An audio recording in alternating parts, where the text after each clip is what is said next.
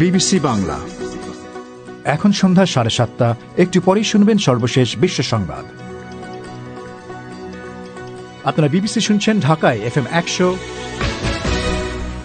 সিলেটে 88.8, রংপুরে 88.8। আপনারা যেখানে আছেন বিবিসি আপনার সাথেই আছে।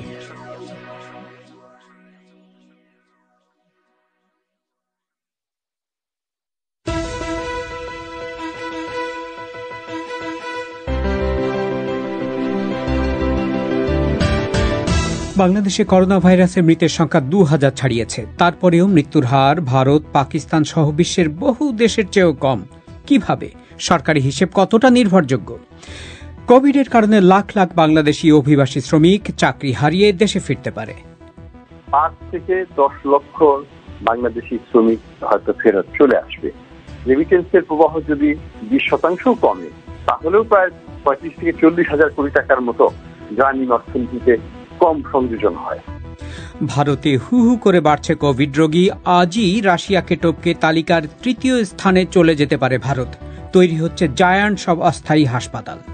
এসব নিয়ে শুরু হচ্ছে বিবিসি বাংলার আজকের প্রবাহ।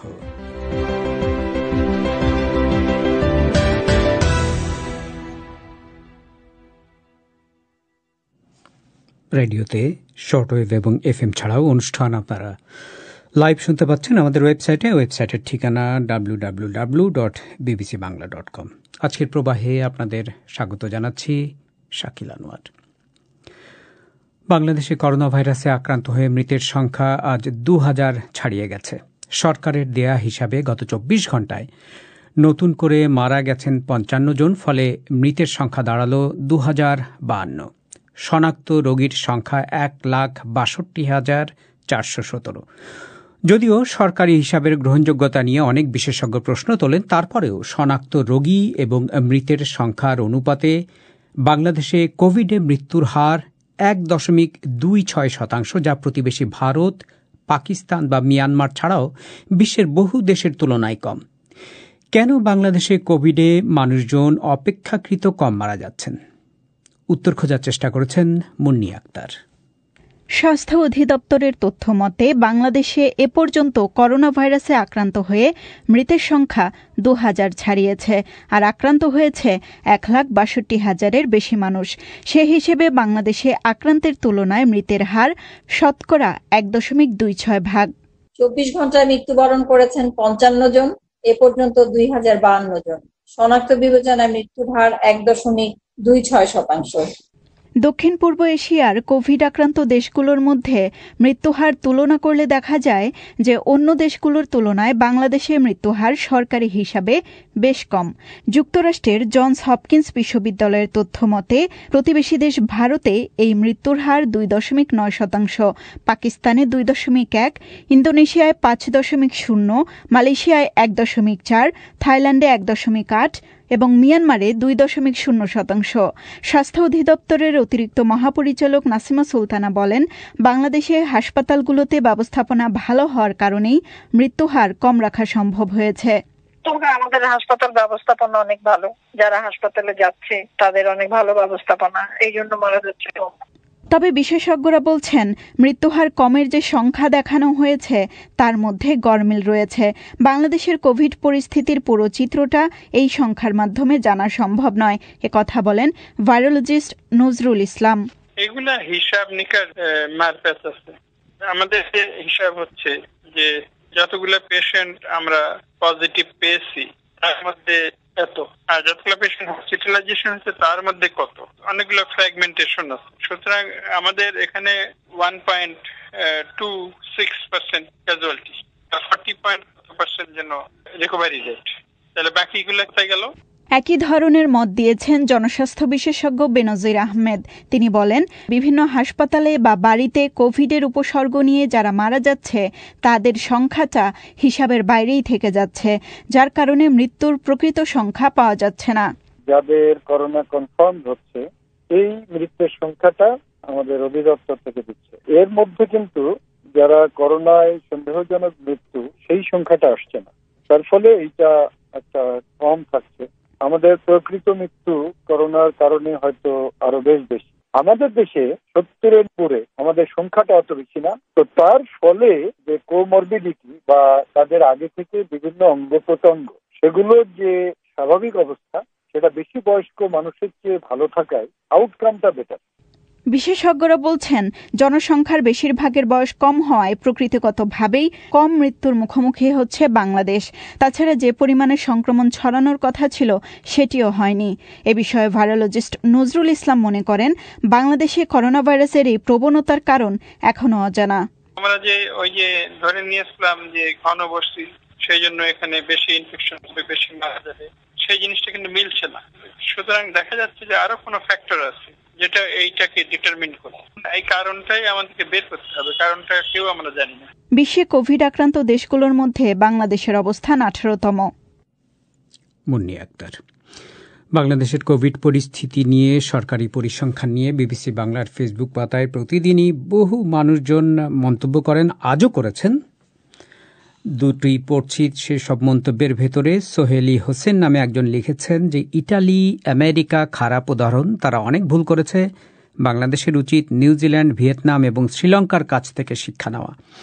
আর আবদুল্লাহ আল আরিফ লিখেছেন, এক গান আর কতদিন গাইবেন? প্রতিদিনই 14-15 হাজার পরীক্ষা, শনাক্ত হচ্ছে 3,200 থেকে 3,800, কিন্তু 5-7 দিন যাবৎ ঘুরে ভোর 5টা থেকে লাইনে দাঁড়িয়ে মানুষজন নমুনা দিতে পারছেন না, রিপোর্ট পেতে 15 দিন লেগে যাচ্ছে। পরীক্ষা কেন বাড়ানো যায় না?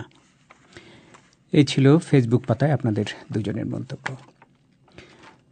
করোনা ভাইরাসের কারণে বিদেশে শ্রমবাজারে বাংলাদেশ বড় ধরনের ধাক্কা খেতে চলেছে বলে আশঙ্কা তৈরি হয়েছে।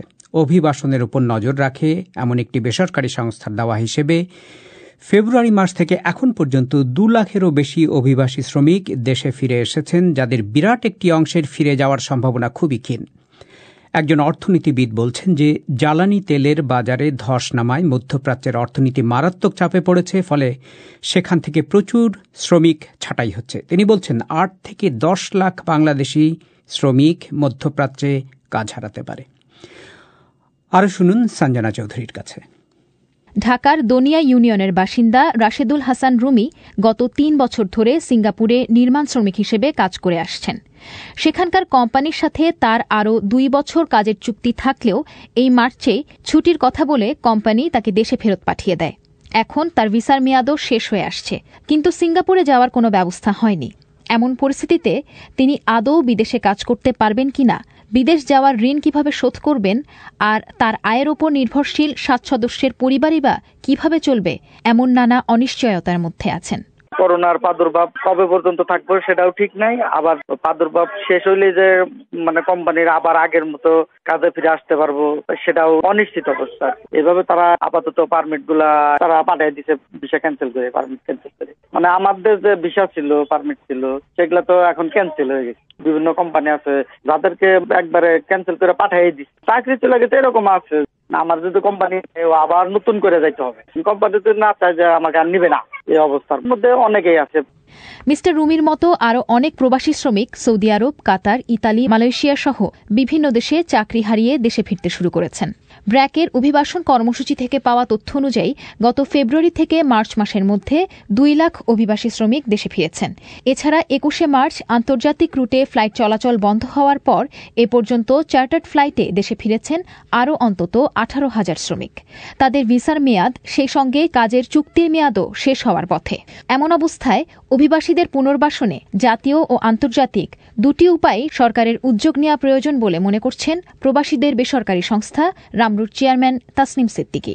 বাংলাদেশ সরকারের আন্তর্জাতিক পরিসরে কাজ করতে হবে, যে বহুপাক্ষিক ফোরামগুলোতে তুলে আনা, যে এই দেশে পাঠিয়ে দেয়া বন্ধ করা। 2016 ডকুমেন্ট আলোকে অভিবাসনের দেশকেই এই সেবা দিতে হবে যখন ক্রাইসিস পিরিয়ড আসবে। অভিবাসী যারা করোনার কারণে ফেরত আসছেন তাদের বেশিরভাগকেই কিন্তু দেশের ভিতরেই পুনর্বাসিত করতে হবে। এরা সহসায় যেতে পারবেন না। সরকারকে কিন্তু এখন অভিবাসীদের জন্য একটা বরাদ্দ বিনিয়োগ করতে হবে এদের উপরে। সবটুকু একসাথে করে সেবা দেবার জায়গায় নিয়ে যেতে হবে। বিদেশ থেকে শ্রমিকদের এই ফিরে আসা ঠেকাতে সেই সঙ্গে এরই মধ্যে ফেরত আসা শ্রমিকদের পুনর্বাসনে সরকার বিভিন্ন পদক্ষেপ গ্রহণ করেছে বলে জানান প্রবাসী কল্যাণ ও কর্মসংস্থান মন্ত্রণালয়ের যুগ্ম সচিব নাসরিন জাহান। প্রথমত, দেশের বাইরে কাজ হারানো শ্রমিকদের যেন বিকল্প পেশায় যুক্ত করা যায় সে বিষয়ে তারা আলোচনা করছেন। দ্বিতীয়ত, ফিরে আসা যেসব শ্রমিক কর্মহীন অবস্থায় আছেন তাদের উদ্যোক্তা হিসেবে গড়ে তুলতে 200 কোটি টাকার ব্যাংক ঋণ প্রকল্প, সেই সঙ্গে বাড়তি আরও 500 কোটি টাকা বরাদ্দ দেয়া হয়েছে বলেও তিনি জানান। প্রবাসী কল্যাণ মন্ত্রণালয় এবং পররাষ্ট্র মন্ত্রণালয় যৌথ স্বাক্ষরে গভর্নমেন্টকে চিঠি পাঠানো হয়েছে যাতে তাদেরকে মেসিভ আকারে ফেরত না পাঠিয়ে ওখানে রেখেই অল্টারনেট ওয়েতে তাদেরকে কাজে লাগানো যায়। প্লাস হচ্ছে আমাদের রিইন্টিগ্রেশনের জন্য 200 কোটি টাকার ফান্ড তৈরি করা হয়েছে, যেটা 4% সরল সুদে প্রত্যাগত অভিবাসী এবং তার পরিবারের একজন সদস্য 1 লক্ষ টাকা থেকে 5 লক্ষ টাকা ঋণ নিতে পারবে, ব্যবসার কাজে লাগাতে পারবে। এছাড়াও বাজেটে আমাদের আরো 500 কোটি টাকার একটা ফান্ড দিয়েছে ব্রিটানি মাইগ্রেন্টদের রিইন্টিগ্রেশনের জন্য, যেটা আমরা কর্মপরিকল্পনা তৈরি করছি। এছাড়াও আমাদের যে উন্নয়ন সহযোগী যত দেশ এবং অর্গানাইজেশন তাদের মাধ্যমে আমাদের এই স্কিলগুলোকে যেন আমরা কাজে লাগাতে পারি সেই অনুযায়ী আমরা কাজ করছি। সামনের দিনগুলোয় অভিবাসীদের ফেরত আসার এই স্রোত আরও বাড়বে বলে আশঙ্কা বিশেষজ্ঞদের। সম্প্রতি সৌদি আরব, কাতার, কুয়েত সহ বিভিন্ন দেশের বাংলাদেশ দূতাবাস থেকে পররাষ্ট্র মন্ত্রণালয়ে চিঠি দিয়ে জানানো হয়েছে যে বিপুল সংখ্যক শ্রমিক চাকরি হারাতে পারেন। সঞ্জনা চৌধুরী। বাংলাদেশে বৈদেশিক মুদ্রার প্রধান একটি সূত্র বিদেশ থেকে শ্রমিকদের পাঠানো টাকা। সাম্প্রতিক সময়ে প্রবাসী শ্রমিকরা গড়ে বছরে $1700 কোটি দেশে পাঠিয়েছে।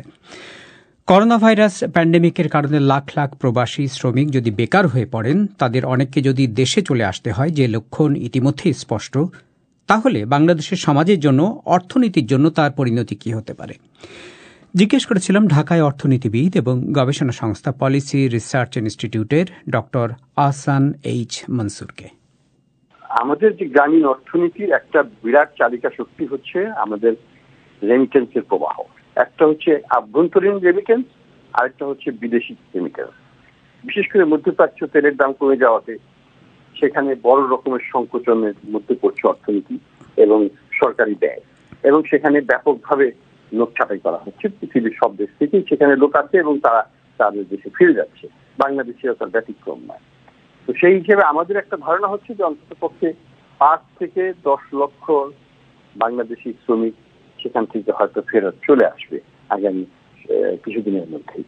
এই আমাদের হিসাবে সেটা প্রায় রেমিটেন্সের প্রবাহ যদি 20% কমে, তাহলেও প্রায় 35 থেকে 40 হাজার কোটি টাকার মতো গ্রামীণ অর্থনীতিতে কম সংযোজন হয়। তার সেই অর্থটা তো গ্রামেই যাচ্ছে। এটা কি সাময়িক?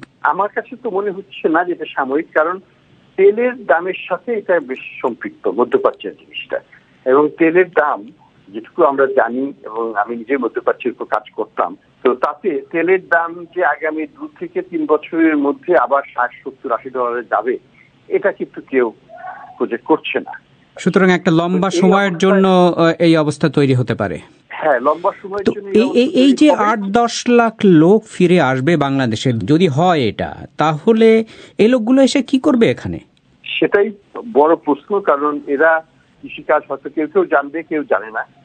এবং এদের একটা লক্ষ্য ছিল যে কিছু টাকা জমিয়ে দেশে এসে হয়তো একটা বিজনেস বা দোকান বা কিছু একটা ছোটখাটো ইনফর্মাল ওয়ার্ক করে তারা বাকি জীবনটা কাটিয়ে দেবে। এই ধরনের তাদের একটা লক্ষ্য থাকে, কিন্তু সেই লক্ষ্যটা পূরণ হওয়ার আগেই হয়তো বেশিরভাগ লোককে চলে আসতে হচ্ছে। ফলে তাদেরকে কিন্তু আবার আগের যে বেকার শ্রেণী থেকে তারা জমি বিক্রি করে, বাবা মার সম্পত্তি বিক্রি করে তারা দেশে বিদেশে গিয়েছিল, সেই অবস্থা ফিরে আসছে, কিন্তু তাদের অ্যাসেট বেসটা কিন্তু আরো সংকুচিত হয়ে গেছে। আমরা যখন ডক্টর মনসুর, আমরা যখন এই নিয়ে কথা বলছি যে প্রচুর মানুষ ফিরে আসছে বা ফিরে আসতে পারে, সেই আশঙ্কা তৈরি হয়েছে, কিন্তু পাশাপাশি আমরা গত সপ্তাহে একটা পরিসংখ্যান দেখলাম যে বাংলাদেশের ফরেন কারেন্সি রিজার্ভ রেকর্ড পরিমাণে বেড়েছে এবং রেকর্ড পরিমাণে রেমিটেন্স এসছে গত মাসে, এরকম একটা খবর। সেটা কিভাবে হয়? আমাদের ধারণা হচ্ছে যে এটা ফিরে আসার আগে তাদের যে সঞ্চয়টা ছিল সেটা তারা পাঠিয়ে দিচ্ছে এবং পরবর্তীতে তারা নিজেরা ব্যক্তিগতভাবে সশরীরে উপস্থিত হবে। একই সাথে আমরা প্রত্যেকদিন খবর দেখছি প্রচুর মানুষ ঢাকা এবং বড় বড় শহর থেকে তাদের গ্রামে ফিরে যাচ্ছে, অনেক মানুষ যারা কম আয়ের মানুষজন। এটাকে আপনি কিভাবে দেখছেন? এটা একই ফেনোমেনা, জিনিসটা একই, যে অর্থনীতি যদি কর্মসংস্থান সৃষ্টি করতে না পারে, যে কারণে মিডল ইস্ট থেকে লোক চলে আসছে, ঠিক একই কারণে ঢাকা বা চট্টগ্রাম বা বড় শহরগুলো থেকে গ্রামীণ লোকজন যেখানে তারা এসে কাজ করে এবং পরবর্তীতে তারা আবার গ্রামে চলে যায়, আবার আসে। তো এই লোকগুলো, ভাসমান লোকগুলো কিন্তু তখন আর ঢাকাতে তাদের থাকার কোনো যৌক্তিকতা থাকে না। তখন তারা মনে করে যে ঠিক আছে, বাড়ি ভাড়া দেওয়ার চাইতে আমি যে গ্রামে চলে যাই, পরে যদি অবস্থা ফিরে আমি আবার শহরে আসবো, আমার রুজি রোজগার করবো। কিন্তু সমস্যাটা হচ্ছে যে গ্রামে গিয়ে তাদের তো কর্মসংস্থান হচ্ছে না। আমরা এটাও দেখছি, যাওয়ার পরে 1 মাস পরে তারা আবার ফিরে আসছে কাজের সন্ধানে, কিন্তু কাজ পাচ্ছে না। তো এটাও একটা বড় সংখ্যক মানুষ তো, এবং সেটাও তো তাহলে গ্রামীণ অর্থনীতির উপর বাড়তি আরেকটা চাপ। অবশ্যই গ্রামীণ অর্থনীতি, গ্রামীণ সমাজ ব্যবস্থা এবং গ্রামীণ যে একটা মানে সুশৃঙ্খল এক ধরনের নিরাপদ পরিবেশ, সেটাকে নষ্ট করে দিতে পারে। কারণ মানুষ তো অহারে অনেক কিছু করতে পারে যেটা হয়তো স্বাভাবিক সময়ে তারা করতো না। তো এটা একটা সামাজিক সমস্যা হয়ে যেতে পারে। তো এই জন্য আমরা যেটাকে সরকারকে সবসময় বলছি যে এই ভাসমান জনগোষ্ঠী প্লাস যেসব লোক চাকরিজীবী ছিলেন কিন্তু হঠাৎ করে চাকরি চলে যাওয়ায় দারিদ্র সীমার নিচে চলে গেছেন, তাদের জন্য একটা বিশেষ ফান্ড করে তাদেরকে আমাদের বিকাশ বা অন্যান্য সিস্টেমের মাধ্যমে ক্যাশ ট্রান্সফার করে দিতে পারলে এটা সামাজিকভাবে এবং আমাদের দেশের সার্বিক ডিমান্ড সিস্টেমে একটা সহায়ক ভূমিকা রাখে। মানে আপনি বেকার ভাতার মতো একটা কথা বলছেন? হ্যাঁ, একটা 6 মাস 9 মাসের জন্য একটা ব্যবস্থা করা আমরা হিসাব করে দিয়েছিলাম, যেটা প্রায় 24,000 কোটি টাকা লাগবে 6 মাসের জন্য, 1.5 কোটি পরিবারকে দিতে হবে। তো এটা একটা যদি বাজেটে একটা সংস্থাপন রাখা যেত, আমার মনে হয় এটা করা যেত। এটা তো এমন কোনো বড় একটা পরিমাণ নয়। অর্থনীতিবিদ ডক্টর আহসান এইচ মনসুর। ভারতে গত কয়েক মাসের সব রেকর্ড ভেঙে গত 24 ঘন্টায় প্রায় 25,000 নতুন করোনা পজিটিভ রোগী শনাক্ত হয়েছেন, এবং আর কয়েক ঘন্টার মধ্যে রাশিয়াকে টপকে ভারত বিশ্বের করোনা মানচিত্রে 3য় স্থানটি দখল করবে বলে ধারণা করা হচ্ছে। এ সম্পর্কে শুনবেন অনুষ্ঠানের কিছুক্ষণ পর। তার আগে সংক্ষিপ্ত বিশ্ব সংবাদ মানসী বড়ুয়ার কাছে। দক্ষিণ আফ্রিকার গোটেং প্রদেশে করোনা ভাইরাসের সংক্রমণ দ্রুত বেড়ে যাওয়ার পর কর্মকর্তারা সেখানে পুনরায় কঠোর লকডাউনের প্রস্তাব দিয়েছেন। এই প্রদেশেই জোহানেসবার্গ শহর এবং এটি দেশটির অর্থনৈতিক কেন্দ্র হিসাবে পরিচিত। গোটেংয়ে 50,000-এরও বেশি মানুষ আক্রান্ত হয়েছেন। ইরাকে যুক্তরাষ্ট্রের কূটনীতিক ও সামরিক স্থাপনা লক্ষ্য করে শনিবার রাতে 2 রকেট হামলা চালানো হয়েছে। ইরাকি নিরাপত্তা বাহিনী বলছে একটি রকেট গ্রিন জোনে ছোড়া হয়েছে, যেখানে বিদেশি দূতাবাসগুলো অবস্থিত। এ ধরনের হামলার জন্য ওয়াশিংটন ইরানপন্থী সশস্ত্র শাখাগুলোকে দায়ী করছে। উত্তর পূর্ব ভারতের কর্মকর্তারা বলছেন মৌসুমি বৃষ্টিতে সৃষ্ট বন্যায় গত 2 সপ্তাহে কমপক্ষে 37 জন নিহত হয়েছে। আসাম রাজ্যে ক্ষতিগ্রস্ত হয়েছে 10 লাখেরও বেশি মানুষ, যেখানে ব্রহ্মপুত্র সহ অন্যান্য নদীর পানি তীর ভেঙে বিস্তৃত এলাকা প্লাবিত করেছে। সিঙ্গাপুরে আসন্ন নির্বাচনে বিরোধী দলের একজন প্রার্থী পুলিশের বিরুদ্ধে বর্ণবৈষম্যের অভিযোগ তোলার পর পুলিশ ইন্টারনেটে করা তার মন্তব্য তদন্ত করে দেখছে। রায়েসা খান 2018 সালে অভিযোগ করেছিলেন যে সংখ্যালঘুদের অধিক হারে আটক করা হচ্ছে, হয়রানি করা হচ্ছে মুসলিম নেতাদের। পুলিশের বিবৃতিতে বলা হয়েছে মিস খান বিভিন্ন গ্রুপের মধ্যে শত্রুতাকে উৎসাহিত করায় তার বিরুদ্ধে তদন্ত চলছে। পাকিস্তান সরকার বলছে দেশটিতে পাইলটদের ভুয়া লাইসেন্স নিয়ে অব্যাহত কেলেঙ্কারির মধ্যে আরও 30 জন পাইলটের কাছে তাদের যোগ্যতা সম্পর্কে সরকার ব্যাখ্যা চেয়েছে। যে 260 জন পাইলটকে সন্দেহজনক লাইসেন্সের কারণে অথবা পরীক্ষায় জালিয়াতির জন্য বিমান না চালানোর নির্দেশ দেওয়া হয়েছে, তাদের মধ্যে এই 30 জন রয়েছেন। 28 জনকে ইতিমধ্যেই সাময়িকভাবে বরখাস্ত করা হয়েছে, যাদের অর্ধেকের বেশি জাতীয় এয়ারলাইন্স পিআই এর চালক ছিলেন। গানার প্রেসিডেন্টের ঘনিষ্ঠ মহলের একজন করোনা ভাইরাস পজিটিভ শনাক্ত হবার পর প্রেসিডেন্ট নানা আকুফো আড্ডো 14 দিনের জন্য সেলফ আইসোলেশনে যাচ্ছেন। সরকারি বিবৃতিতে বলা হয়েছে প্রেসিডেন্ট পরীক্ষায় নেগেটিভ এলেও সতর্কতামূলক ব্যবস্থা হিসেবে চিকিৎসকদের পরামর্শ অনুসরণ করবেন এবং সুরক্ষা ব্যবস্থা মেনে কাজ করবেন। আপনারা শুনছেন বিবিসি বাংলার সন্ধ্যেবেলার অধিবেশন প্রবাহ। রেডিও ছাড়াও অনুষ্ঠান লাইভ শুনতে পাচ্ছেন আমাদের ওয়েবসাইটে www.bbcbangla.com-এ। ভারতে গত কয়েক মাসের সমস্ত রেকর্ড ভেঙে গত ২৪ ঘণ্টায় প্রায় ২৫,০০০ নতুন করোনা পজিটিভ রোগী শনাক্ত হয়েছেন বলে সে দেশের স্বাস্থ্য মন্ত্রণালয় জানিয়েছে। একই সঙ্গে ভারতে মোট শনাক্ত রোগীর সংখ্যা ৬.৭ লাখে পৌঁছেছে এবং আর কয়েক ঘণ্টার মধ্যেই রাশিয়াকে টপকে ভারত বিশ্বের করোনা মানচিত্রে তৃতীয় স্থানটি দখল করবে বলে ধারণা করা হচ্ছে। এই বিপদের মুখে সরকার এখন হাজার হাজার রোগী থাকতে পারবে এমন সব বিশাল অস্থায়ী করোনা হাসপাতাল বানানোর কাজ শুরু করেছে। দিল্লি থেকে আরও জানাচ্ছেন শুভজ্যোতি ঘোষ। গত সপ্তাহখানেক ধরেই ভারতে রোজ নতুন করোনা পজিটিভ কেস পাওয়া যাচ্ছিল 18,000-এর মতো, কিন্তু গত 24 ঘণ্টায় সেই সংখ্যাটা 1 লাফে বেড়ে দাঁড়ায় 24,850-এ। সোমবার সকালেই ভারত মোট শনাক্ত রোগীর সংখ্যায় রাশিয়াকেও টপকে যাবে বলে মনে করা হচ্ছে। তখন গ্লোবাল করোনা মানচিত্রে ভারতের চেয়ে আগে থাকবে শুধু আমেরিকা আর ব্রাজিল। ভারতে এ যাবৎ মোট 7.5 লাখ কেসের মধ্যে 2 লাখেরও বেশি শুধু মহারাষ্ট্রেই, আর রাজধানী দিল্লিতেও সংখ্যাটা প্রায় 1 লাখের কাছাকাছি। ইন্ডিয়ান পাবলিক হেলথ অ্যাসোসিয়েশনের সেক্রেটারি জেনারেল ডক্টর সংঘমিত্রা ঘোষ। আমাদের কান্ট্রিটা এত বড় এবং এত বিভিন্ন ভাবে ম্যানেজমেন্ট হচ্ছে, পিকটা কিন্তু এক এক স্টেটে এক এক ভাবে আসছে।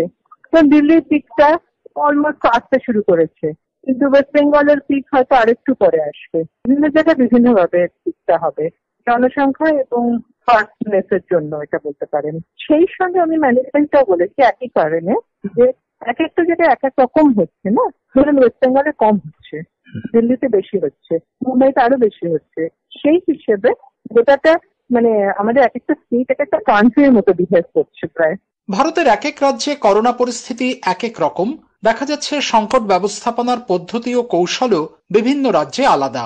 তবে সারা দেশেই সামান্য করোনা টেস্টিং করানোর জন্য মানুষকে এখনো ভোগান্তিতে পড়তে হচ্ছে, আর পজিটিভ হলে হন্যে হতে হচ্ছে একটা হসপিটাল বেডের জন্য। Even the government is not, sure what will work out and what will not work out. So I'm a little scared. দিল্লির এই তরুণী যেমন বলছিলেন, বস্তুত কোনটা যে কাজ করবে আর কোনটা করবে না তা নিয়ে সরকারই যেন নিশ্চিত নয় বলে মনে হচ্ছে। ফলে মানুষের মধ্যে স্বভাবতই আতঙ্ক তৈরি হয়েছে। বস্তুত দিল্লি এখন সারা দেশের সবচেয়ে করোনা উপদ্রুত শহর। এ মাসের শেষে করোনা পজিটিভ রোগীর সংখ্যা সেখানে 5.25 লাখ ছাড়িয়ে যাবে বলে সরকারেরই অনুমান। There is pressure on the general healthcare system. It is a new disease, one that we were not fully equipped to deal with when it began, and it became a pandemic. রোগীর চাপ সামাল দিতে দিল্লিতে রাধাস্বামী বিয়াসের বিশাল আশ্রমকে 10,000 বেডের makeshift হাসপাতালে পরিণত করা হচ্ছে। সে কাজের দায়িত্বে থাকা শীর্ষ সরকারি আমলা নন্দিনী মহাজন সরাসরি বলছেন, এই নতুন ভাইরাসের মোকাবিলায় আমরা শুরুতে ঠিকমতো প্রস্তুত ছিলাম না, আর সে কারণেই তা মহামারীর রূপ নিয়েছে। আমাদের সাধারণ স্বাস্থ্য কাঠামোর উপর চাপ পড়েছে অবশ্যই, আর এখন সেই ক্ষমতা বাড়ানোরই কাজ চলছে। DRDO, ministry of home affair, Tata Sons, industries और कई ऑर्गेनाइजेशंस के सहयोग से ये कोरोना मरीजों के लिए एक टेम्पररी हॉस्पिटल बना है। দিল্লি বিমানবন্দরের কাছে সেনাবাহিনীর জমিতে আজ হাজার সজ্জার এমনই আরেকটি হাসপাতাল উদ্বোধন করেছেন প্রতিরক্ষামন্ত্রী রাজনাথ সিং। তিনি জানান, সরকারের বিভিন্ন মন্ত্রণালয় ও বেসরকারি শিল্প সংস্থাগুলো মিলে মাত্র 12 দিনের মধ্যেই অস্থায়ী হাসপাতাল তৈরি করেছে, যেখানে ভেন্টিলেটর ও অক্সিজেন সুবিধে সমেত 250 আইসিইউ বেডেরও ব্যবস্থা থাকছে। 250 से अधिक इंटेंसिव केयर यूनिट्स यहाँ पर। চীনের ধাঁচে এই বড় বড় অস্থায়ী হাসপাতাল ভারত তৈরি করছে এমন একটা সময়ে 2.5 মাসের লকডাউন পেরিয়ে ভারত যখন দ্বিতীয় পর্বের আনলকিং এ ঢুকে পড়েছে। লকডাউন কোনো কাজে আসেনি, সংঘমিত্রা ঘোষ অবশ্য তেমনটা মনে করেন না। সেটা আমাদের কিছুটা সময় দিয়েছে হেলথ ইনফ্রাস্ট্রাকচারটাকে তৈরি করার জন্য। আরেকটা জিনিস ভালো হয়েছে, যেটা হচ্ছে অ্যাওয়ারনেস কিছুটা বলবো না যে সবারই ভীষণ ভালো অ্যাওয়ারনেস হয়েছে, বাট কিছুটা এই নিউ নর্মাল লাইফস্টাইলের জন্য, তাই জন্য গ্লোবাল হটস্পট হওয়ার চান্স এখনো কম। তবে যদি মানুষকে একটু বুঝতে হবে যে করোনা ভাইরাস চলে যাবে না, আমাদের নিউ নর্মাল যে লাইফস্টাইল এসছে সেটাকে নিয়ে আমাদের এখন বাঁচতে হবে বেশ কিছুদিন। ফলে করোনা ভাইরাস মোকাবিলায় নতুন জীবনধারার সঙ্গে 130 কোটি ভারতীয় কতটা খাপ খাইয়ে নিতে পারেন আর কতদিন সে ধৈর্য দেখাতে পারেন তার উপরেও অনেকটা নির্ভর করছে এদেশে সংকট কতটা ব্যাপক আকার নেবে। শুভজ্যোতি ঘোষ, দিল্লিতে। আপনারা বিবিসি বাংলা শুনছেন ঢাকায়, কুমিল্লায়, সিলেটে। আপনারা যেখানে আছেন বিবিসি বাংলা আপনার সাথেই আছে।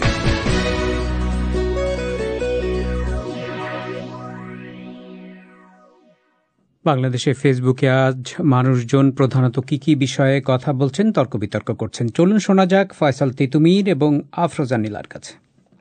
ধন্যবাদ শাকিল। সামাজিক যোগাযোগ মাধ্যমের আলোচিত খবরগুলো নিয়ে হাজির হয়েছি আমি ফয়সাল তিতুমির, সঙ্গে আছি আমি আফরোজা নীলা। তিতুমির, করোনা ভাইরাস মহামারীর মধ্যে আজকে কিন্তু বিদ্যুৎ বিলের প্রসঙ্গটি আবারও উঠে এসেছে সোশ্যাল মিডিয়ায়। আজ এক অনলাইন সংবাদ সম্মেলনে বিদ্যুৎ বিভাগের সচিব অতিরিক্ত বিদ্যুৎ বিলের জন্য গ্রাহকের কাছে দুঃখ প্রকাশ করে বলেন, কোনো অবস্থাতেই বিদ্যুতের বেশি বিল গ্রাহককে পরিশোধ করতে হবে না। বেশ কিছু অনলাইনে আসা খবরগুলোতে বলা হচ্ছে যে মহামারীর মধ্যে বাড়ি বাড়ি গিয়ে মিটার রিডিং করা সম্ভব হয়নি, এজন্য সমস্যা তৈরি হয়েছে। তবে সবার বিল সমন্বয় করা হচ্ছে। নীলা, সংবাদ সম্মেলনে কিন্তু আরও জানানো হয়েছে যে এরই মধ্যে বিদ্যুৎ বিভাগের 601 জন কর্মী কোভিড-19 আক্রান্ত হয়েছেন এবং 12 জন মারা গিয়েছেন। তবে মানুষের ক্ষোভ কিন্তু থামছে না। যেরকম রুবেল শাহ নামের একজনের মন্তব্য, 30 জুনের ভেতরে বিদ্যুৎ বিল পরিশোধ না করলে সংযোগ বিচ্ছিন্ন করার ঘোষণা দিয়ে এখন বলছেন অতিরিক্ত বিল কারও শোধ করতে হবে না। জনগণ আপনাদের ঠাট্টা আর মশকরার পাত্রে পরিণত হয়েছে। মোহাম্মদ ইউনুস লিখেছেন, বেশি টাকা যেটা নিয়েছে তা তো সরকারের কাছে চলেই গেছে, ঘাটতি বাজেটে ঢুকে গেছে, এখন এসব করে লাভ কি, ক্ষতি যা হওয়ার হয়ে গেছে। জে.এস. রাজীব নামের একজন লিখেছেন, 3 মাস তালা দ্বারা বাসা আবদ্ধ ছিল, তারপরেও বিদ্যুৎ বিল 2476 টাকা আসছে। আমাদের মতো স্টুডেন্টদের উপরে এমন জুলুম জাতি কখনো মেনে নেবে না। বিদ্যুতের সাথে জড়িত সবাইকে চাকুরি থেকে বহিষ্কার করা হোক। এর মধ্যে কিন্তু এই বিষয়ে একটা টাস্ক ফোর্স গঠন করা হয়েছে এবং বেশ কয়েকজনকে কারাদণ্ডানোর নোটিশ দেওয়া হয়েছে। এদিকে টাঙ্গাইলে একটি মসজিদের নোটিশ রীতিমতো ভাইরাল হয়েছে। ওই নোটিশে বলা হচ্ছে যে মসজিদের প্রথম কাতারে বসবেন অফিসাররা, অন্য কেউ বসতে পারবেন না। সম্প্রতি এ সংক্রান্ত একটি জরুরি নোটিশ সাঁটানো হয় বাসাইল উপজেলা পরিষদ জামে মসজিদে। আর এই নোটিশটি নিয়েই সামাজিক যোগাযোগ মাধ্যমে আলোচনা সমালোচনা সৃষ্টি হয়। তারপর সেই নোটিশটি তুলেও নেওয়া হয়। তবে কেন এই নোটিশ টানানো হয়েছিল তা নিয়ে মসজিদ কমিটি ও ইমাম কিন্তু এখন পরস্পরকে দায়ী করছেন বলে বিভিন্ন খবরে জানা যাচ্ছে।